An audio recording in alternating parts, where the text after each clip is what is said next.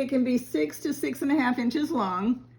This bow was made on 6.5 inches. So if you wanted a little bit smaller, you could cut your cardboard to 6 inches. And I did trim this when I got here because I want mine to be a little bit smaller. When I put the bows on something bigger, like if I were to put a bow on a repair set, or if I were to personalize a throw, I'm going to make a bigger bow. And then something smaller, I'm going to use a smaller cardboard to have a smaller bow.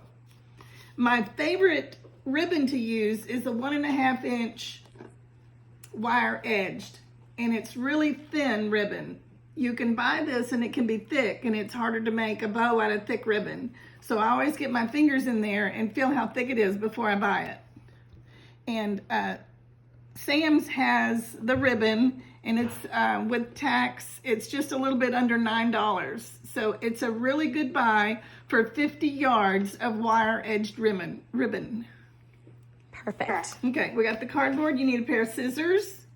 Now then, they need to be pretty good scissors, but not so good that, you don't want to ruin them. Like, you don't want to use a good pair of sewing scissors. You don't want to mix your scissors with your sewing and your crafting. Yes.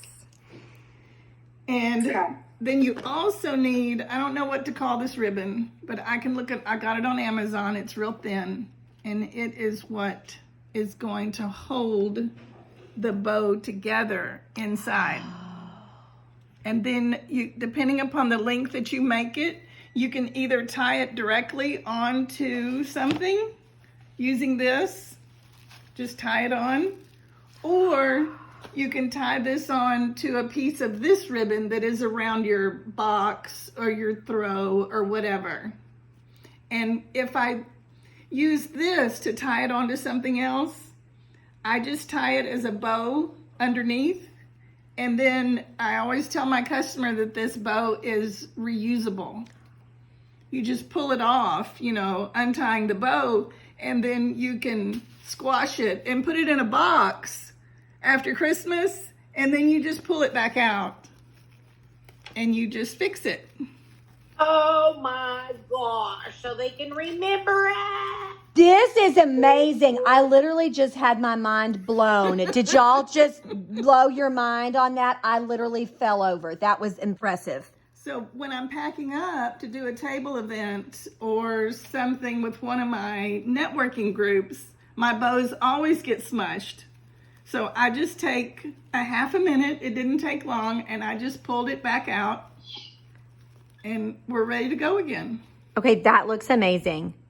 I almost had a heart attack when you squished that bow. Did y'all almost fall over when she just squashed that bow and it looked terrible? And I thought, oh, it's going to be messed up forever. So I feel so much better. Yay!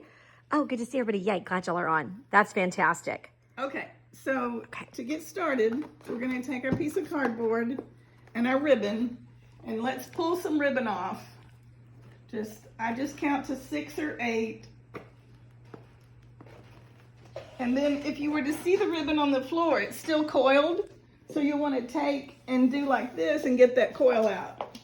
It'll just create problems if you don't get the coil out of it. Okay? And then it's just real simple. You fold it over and you bend it. And you count how many loops that you want. And I suggest 6 or 7. And this partial piece is not considered a count. Only if it's a full, like this is 1, 2, 2, 3, 3. And just try and keep it as straight as you can. 4, 4. 5, 5, 6, 6, 7, 7, and I'm going to cut right here. Okay, so you did 7. I did 7 full ones. Okay. And this would actually be number 8, but it's not going to really be number 8. And then just squeeze it a little bit so that it doesn't come undone. And slide it off, and then take and fold it in half. fold it right in half and come to the bottom and pinch it so that you have a V, and open it back up. And that's where you take your scissors, and you have to cut past the wire, of course, and consider that the wire isn't exactly on top of each other, so you have to cut a little bit into there, but you don't want to cut too far, or they're, whoop, whoop. Yep, that happens. Uh-oh. So this side I'll cut a little bit less.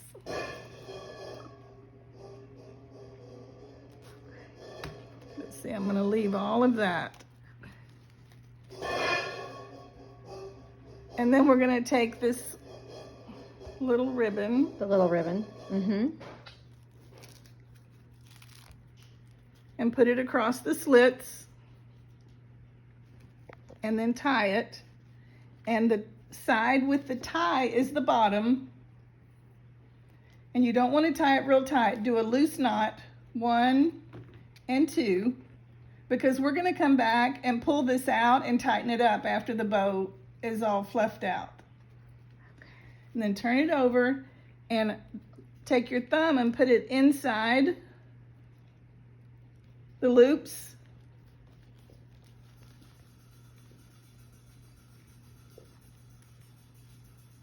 On both sides.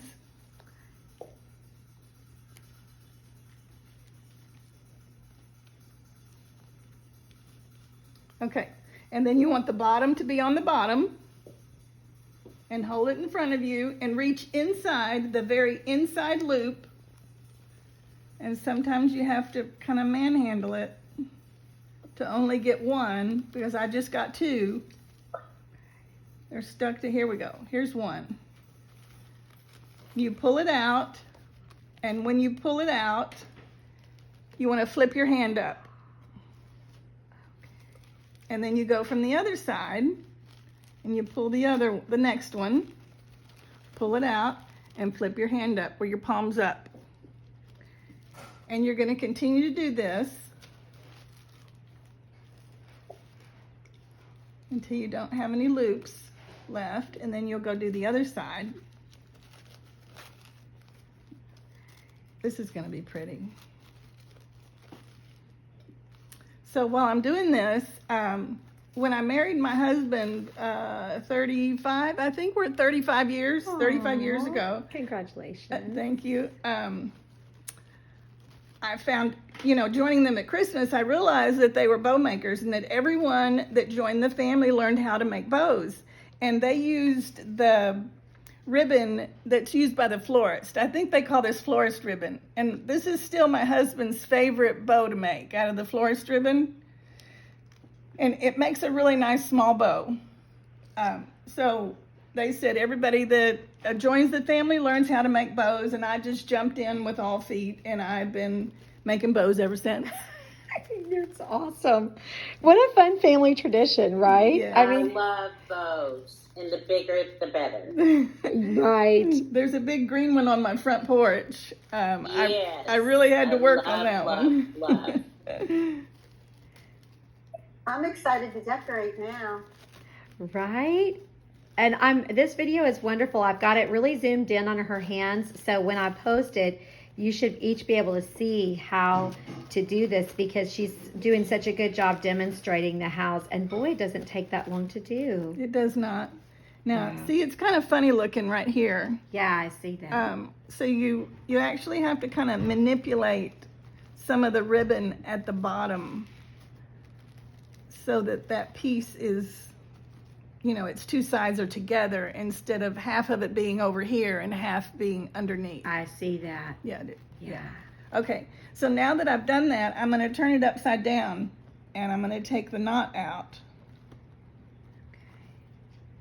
which is why I tied it very loosely.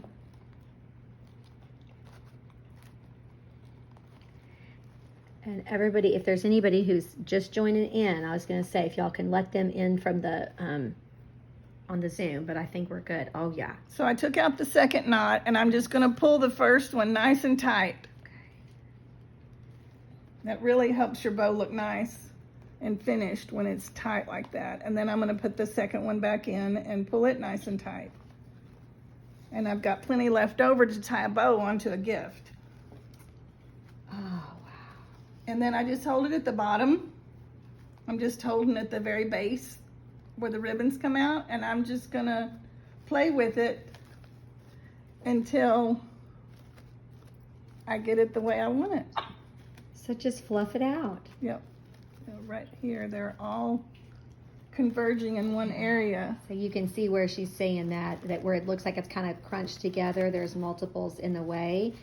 And you can see she's just going through and wiggling them around to separate them so they're not all smushed in one spot. Yeah, and you can take and pull them apart if you need to get to the two bottom parts of the loop together. You just go in there and pull them apart. You have to be very gentle. And hey, if you pull one loose, don't worry about it, because you know we've got two loose ones already that we're gonna trim, and all you got to do is trim them off. Okay. Okay, that's fantastic. Love this bow. That's beautiful. I love That looks this ribbon. amazing. You just take and cut it at an angle so that it sticks out, and then you turn this one so that the shiny part of the ribbon is up instead of the dull part, and then cut that at an angle, and we're done. Wow. We're ready, all done.